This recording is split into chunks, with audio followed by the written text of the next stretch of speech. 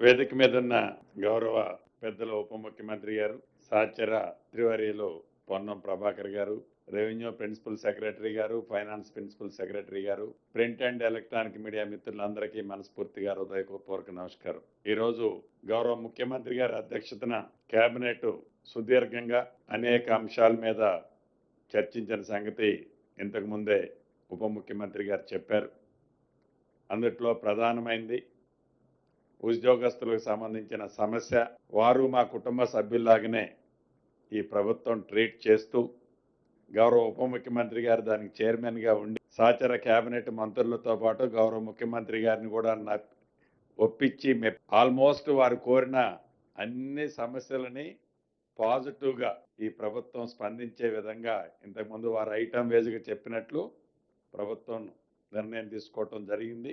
మనస్ఫూర్తిగా వారికి, గౌరవ ఉప ముఖ్యమంత్రి గారికి, గౌరవ ముఖ్యమంత్రి గారికి, కేబినెట్ సహచర మంత్రులకి మరొక్కసారి నా పక్షాన్ని కూడా అభినందనలు, కృతజ్ఞతలు ఉద్యోగ కుటుంబ సభ్యుల పక్షాన నా పక్షాన తెలియజేస్తున్నాను.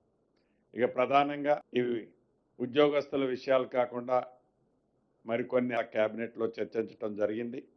అందుట్లో ప్రధానమైంది భద్రాద్రి కొత్తగూడెం, అంటే కొత్తగూడెంలో ఉన్న ఏదైతే ఎర్త్ సైన్స్ యూనివర్సిటీ ఏర్పాటు చేసిందో ఈ ఇందిరమ్మ ప్రభుత్వం వచ్చిన తర్వాత ఆ యూనివర్సిటీ ఎవరైతే తెలంగాణ రాష్ట్రాన్ని ఇవ్వటానికి సహకరించి ఈనాడు మన మధ్య నుంచి దూరంగా వెళ్ళిన మాజీ ప్రధానమంత్రి గారు స్వర్గీయ మన్మోహన్ సింగ్ గారి పేరుతో ఆ యూనివర్సిటీ నామకరణం చేసిందని చెప్పడానికి మనస్ఫూర్తిగా కృతజ్ఞతలు చేస్తున్నాను. అదే రకంగా ఏవైతే ఈ స్వయం సహాయక సంఘాలు ఉన్నాయో ప్రమాదవశాత్తు ఎవరైనా చనిపోతే గతంలో ఇన్సూరెన్స్ పాలసీ ఉండేది కాదు. మన ప్రభుత్వం వచ్చిన తర్వాత ప్రమాదవశాత్తు ఎవరైనా చనిపోతే వారికి 10 లక్షల రూపాయలు ఇన్సూరెన్స్ ఇచ్చే కార్యక్రమాన్ని చేపట్టి కార్యక్రమం ఉండేది. అయితే ఆ ఇన్సూరెన్స్ ప్రీమియం ఇతరత్ర ఓవర్ బర్డెన్ అవుతుందని ఇన్సూరెన్స్ కాకుండా ప్రభుత్వమే ఆ సంఘాల నుంచి పక్షాన 10 లక్షల రూపాయలు ఇచ్చే కార్యక్రమం చేపట్టాలని కేబినెట్లో నిర్ణయం తీసుకోవడం జరిగింది. గత సంవత్సరం 385 మంది చనిపోయారు. వారికి 38.5 కోట్ల రూపాయలు ఈ కేబినెట్లో ఆమోదించి ఇదే ట్రెడిషన్ని భవిష్యత్తులో కూడా కంటిన్యూ చేయాలని కేబినెట్ ఆమోదించడం జరిగింది. అదే రకంగా రాష్ట్రంలో R&B రోడ్లు, పంచాయతీరాజ్ రోడ్లు చాలా దుర్భిక్ష పరిస్థితిలో ఉన్నాయి. ఆనాడు 10 సంవత్సరాల్లో ఏవైతే నచ్చిన రోడ్లనే వేసుకుంటా వారికి కన్వీనియంట్గా, వారి ఫామ్ హౌజులకి కన్వీనియంట్గా ఉండే రోడ్లనే ఆనాడు వేసుకోవడం జరిగింది.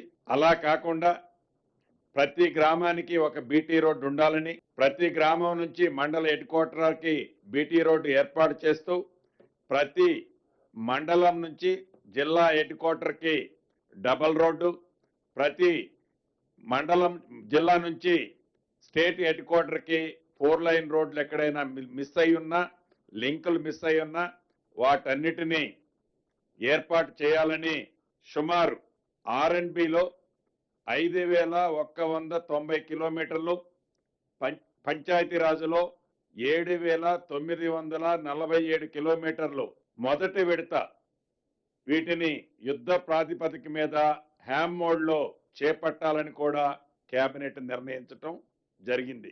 ఇవి 2.5 సంవత్సరంలో ఎగ్జిక్యూషన్ చేసి మెయింటెనెన్స్ 15 సంవత్సరాలు సేమ్ ఏజెన్సీతోనే మెయింటెనెన్స్ చేపియాలని ఈ చిత్తశుద్ధితో భారం పడకుండా ఉండే విధంగా ఈ హ్యామ్ మోడ్లో యుద్ధ ప్రాతిపదిక మీద ఈ వర్కులు చేయాలని కేబినెట్ తీర్మానించడం జరిగింది. అదే రకంగా రోజు రోజుకి హైదరాబాద్ మెట్రోపాలిటన్ సిటీ ఇంటర్నేషనల్ గా, నేషనల్ గా వచ్చే ఈ క్రౌడ్ గ్రీన్ సిటీగా ఉంచాలి అని, మరింత మెట్రోని ఎక్స్టెన్షన్ చేయాలని ఈరోజు కేబినెట్ లో తీర్మానించడం జరిగింది.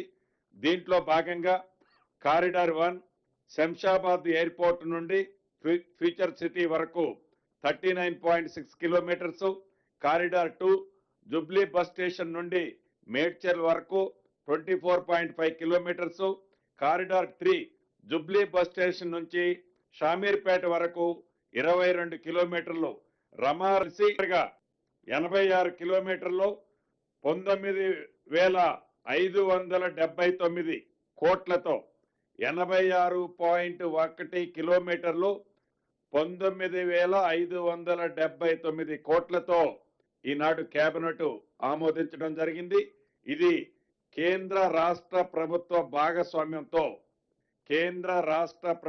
భాగస్వామ్యంతో ప్రపోజల్ కేంద్ర ప్రభుత్వానికి పంపించాలని కూడా కేబినెట్ లో నిర్ణయించడం జరిగింది. ఈ రాష్ట్రానికి సంబంధించిన కేంద్ర మంత్రులు, అది గౌరవ్ కిషన్ రెడ్డి గారు కానివ్వండి, బండి సంజయ్ గారు కానివ్వండి, ఇది ఎక్కువగా ఈటల రాజేంద్ర గారి ప్రాంతంలో కూడా వస్తుంది.